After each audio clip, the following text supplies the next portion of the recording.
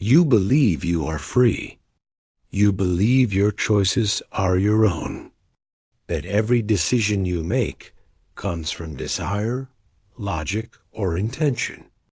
But freedom, as it turns out, is one of the most convincing illusions the human mind has ever created. Every day, you choose what to buy, what to believe, who to trust, and how to live. These choices feel personal. They feel deliberate. They feel voluntary. And that feeling is precisely what makes the illusion so powerful. Because the human brain does not need true freedom to feel free. It only needs the appearance of choice. From the moment you wake up, your decisions are already being guided, not by force, not by violence, but by structure, by habit, by expectation, and by systems designed to narrow your options long before you become aware of them. Freedom does not disappear. It is quietly framed. Psychologists have long known that the brain prefers comfort over truth. Faced with too many possibilities, the mind becomes overwhelmed. Anxiety rises. Decision-making slows. So the brain looks for shortcuts. It looks for familiar patterns. It looks for guidance. And when those patterns are provided by external forces, culture, authority, algorithms, social norms, the brain accepts them willingly. Not because it is controlled, but because it is relieved.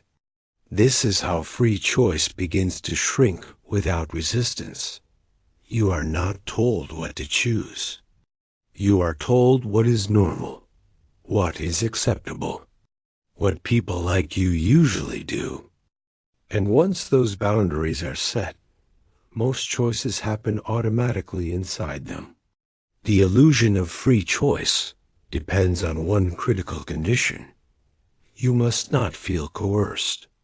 The moment force becomes visible, resistance emerges. But when influence feels subtle, personal, and logical, resistance disappears. People defend the very decisions that limit them, because those decisions feel self-generated.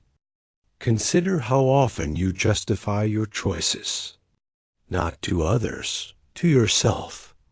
You explain why something made sense, why it was the right time, why it was the best option available. These explanations are rarely lies. They are rationalizations formed after the decision has already been made. The brain decides emotionally, intuitively, and contextually first. Logic arrives later to create a story that preserves the sense of autonomy. This is not a flaw in intelligence. It is a feature of the human mind. Studies repeatedly show that people are far better at explaining decisions and making them rationally. Choice feels conscious, but much of it happens below awareness. Free choice becomes even more fragile under social pressure. Humans are not independent thinkers by default. They are social learners. Belonging has always been more important to survival than accuracy.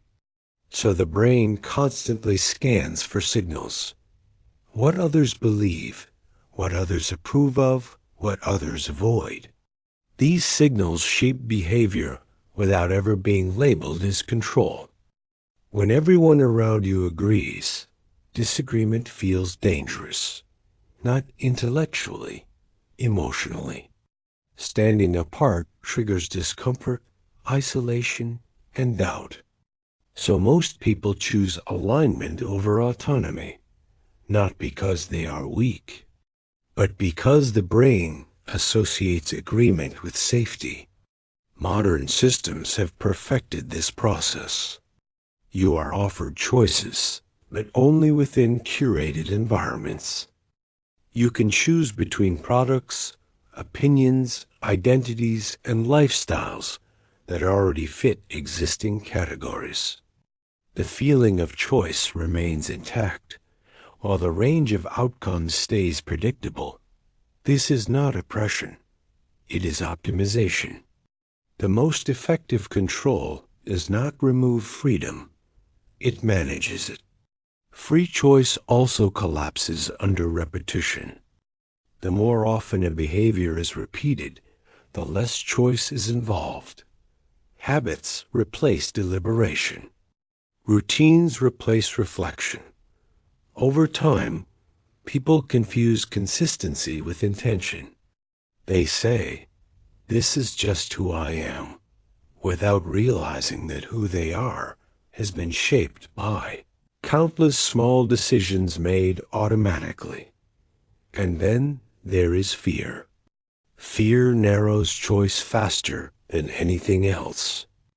When fear is present, the brain prioritizes certainty over possibility.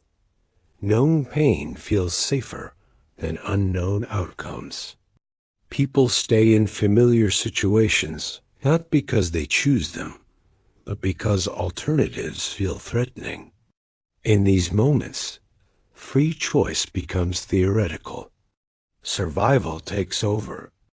What makes the illusion of free choice so difficult to confront is that questioning it feels destabilizing. If your choices are not entirely your own, then identity becomes uncertain. Responsibility becomes complicated.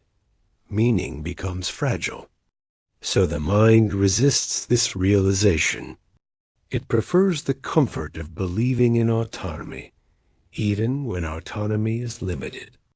This is why people defend systems that restrict them, why they justify roles that exhaust them, why they accept lives they did not consciously design. Free choice feels real enough to prevent rebellion, limited enough to maintain order.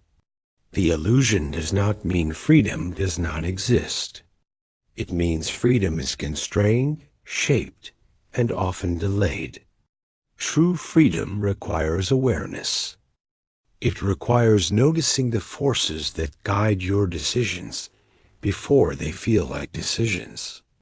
It requires tolerating discomfort, uncertainty, and social friction.